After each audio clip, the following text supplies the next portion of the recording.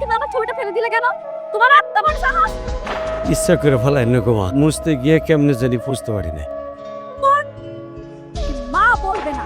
তোমার মতো সামান্য একটা চাকরের মুখে মা ডাকটা শুনতে না ঘৃণা লাগে। এই যে ম্যাডাম বল, কল মি ম্যাডাম। আন্ডারস্ট্যান্ড?